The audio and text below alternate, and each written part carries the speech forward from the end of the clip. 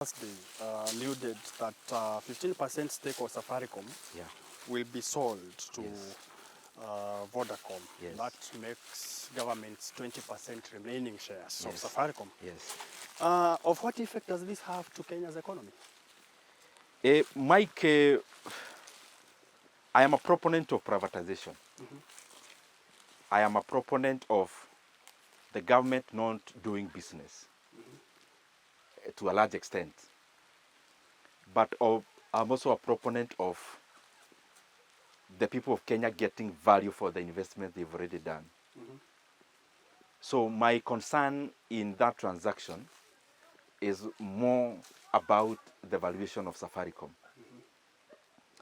Because one of the parameters I heard the people from government talking about, those are the parameters that are advanced by buyers, not sellers.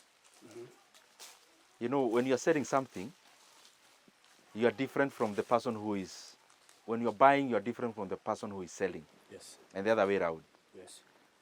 And listening to the people from the National Treasury and government, you'd confuse them to be the one who are buying. This is not the first time we are having a transaction in the NSC involving a block sale. It's not the first time. Yeah. And we have had many. Let me give you an example. Yes. Rea Vipingo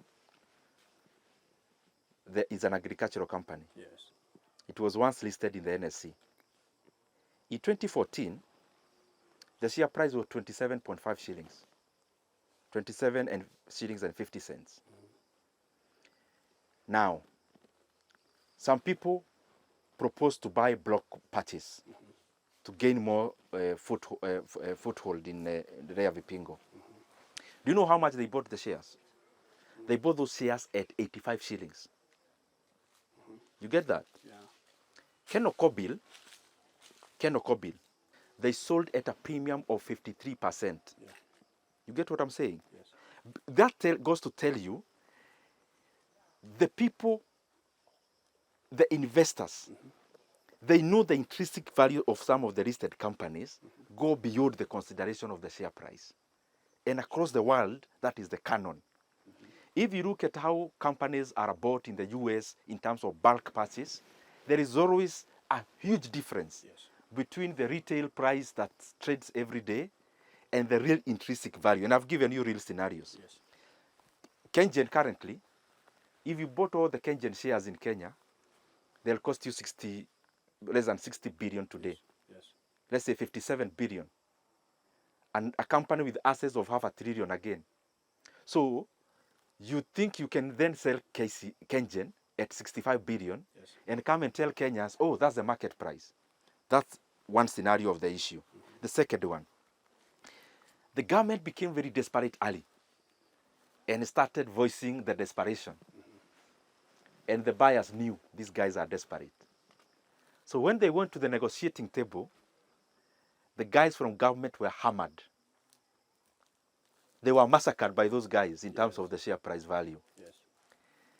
And lastly, when you show your desperation too early, you're already telling the people who would want to buy that there is something they can do about the share price before you reach there. Ask yourself, companies like many companies in the NSC are trading at a higher price than the 2021. Currently, they are trading higher than the 2021 levels. Ask yourself, how comes KCB is trading at higher than 2021 levels? Equity Bank, any company you may touch, Olympia Capital, any you may touch, is trading higher than the 2021 levels. Ask yourself, how comes it's only Safaricom and a few laggards in the market that are trading at below that price?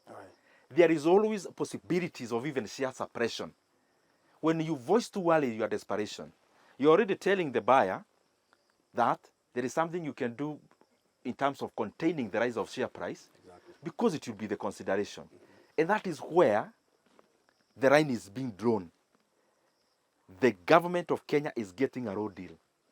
And I have many ways to gauge it. One, when you are valuing a telco, there is the acceptable canons across the world. Yes. One of the things you use is PE value. PE value means net, if you do net earnings today, Yes. the valuation of that company is how many times of the net earnings per year. Safaricom net earnings, I propose maybe by the end of the year it will be 75 to 85 billion shillings net profit this year. So the valuation of Safaricom in terms of PE value will be around 16 to 17 years. Yes. That's the PE value measures price of earning per share. All right. Or you can use that to calculate in terms of market capitalization.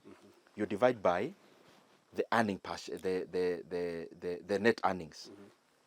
Now, they are selling Safaricom at a PE ratio of 16 to 17. Yeah. The one who is buying Safaricom, the best they have been valued is 40 in terms of PE ratio. If you look at Airtel, Bharti Airtel, it is around 30 PE ratio. Yeah. If you look at MTN, it is higher. If the people who are doing this transaction are sincere, it's a very simple thing. Yeah. Open this thing for bids. Let other telecommunication companies bid. John Mbadi says it was open for bid. Where? Where was it open? Did you know about Safaricom? Open market. John Mbadi, let me tell you, he's my elder brother. Yes. He was not involved in the sale of Safaricom. He's just a spokesman. And he's communicating things he does not know where they came from. And I am saying that with confidence. I know he was not part of the negotiating team. The people who negotiated this road deal for government and for the Kenyan people are actually not government employees. And some of them, they do business with the buyers.